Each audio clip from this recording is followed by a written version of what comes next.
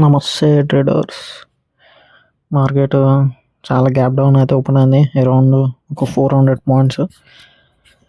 చూద్దాం ఈరోజు మనకి ప్రాఫిట్ లాస్. ఫస్ట్ అయితే క్యాండిల్స్ని అబ్జర్వ్ అయితే చేస్తున్నాం. ఫస్ట్ క్యాండిల్ అంత వాల్యూమ్ అయితే లేదు అండ్ చాలా గ్యాప్ డౌన్ ఓపెన్ అయింది. మనకి ఇప్పుడు ట్రేడ్ అవుతున్న జోన్ దగ్గర ఇట్లా ఒక సపోర్ట్ తీసుకునే అవకాశం అయితే ఉంటుంది. ఓకే, చూద్దాం. మనకి ఒక 5 మినిట్స్ క్లోజ్ అయిన తర్వాత ట్రేడ్ అయితే ప్లాన్ చేస్తాం.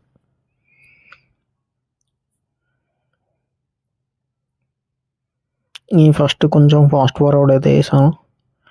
Okay, 5 minutes high and 5 minutes లో అయితే మార్క్ వేసుకున్నాం. 5 మినిట్స్ హై వచ్చేసి 25,475 అండ్ 5 మినిట్స్ లో వచ్చేసి 24,337. ఇప్పుడు లో బ్రేక్ అయ్యేదాకా వెయిట్ చేద్దాం.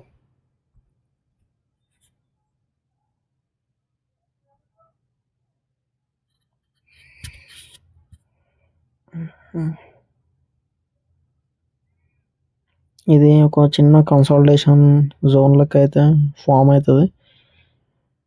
ఈ జోన్ బ్రేక్ అయితే ట్రేడ్ ప్లాన్ చేద్దామని రెడీ ఉన్నాం. అట్లనే మన 5 మినిట్స్లో ఇట్లా ఉంది కదా, అది ఇట్లా బ్రేక్ అయితే ఇంకా కొంచెం కన్ఫర్మేషన్ ఎక్కువ ఉంటుంది.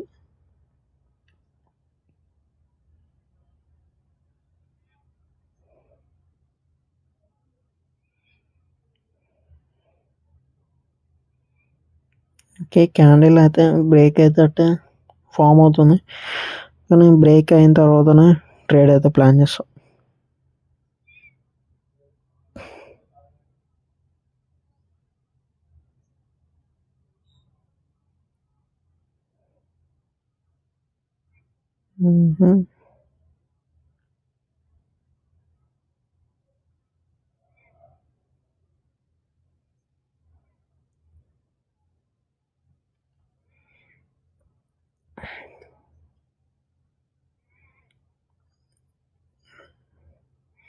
క్యాండిల్ ఈ క్యాండిల్ అయితే బ్రేక్అవుట్ అవుతుంది.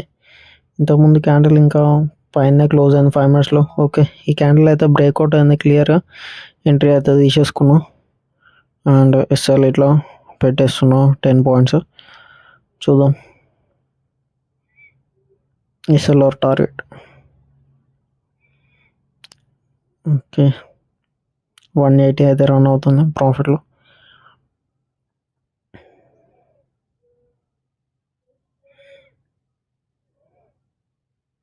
ఓకే, ఇది సెటప్ ప్రకారం ఎంట్రీ అయితే తీసుకున్నాం. ఇప్పుడు మన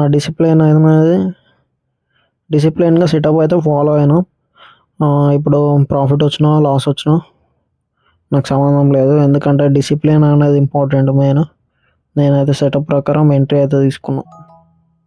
ఓకే, ఎస్ఎల్ అయితే హిట్ అయింది 523 లాస్. ఇప్పుడు యాక్సెప్ట్ చేసేసేయాలి లాస్. నాకు పక్కా ప్రాఫిటే కావాలి అనుకుంటేనే మనము లాస్ అనేది ఇంకా ఎక్కువ చేస్తాము.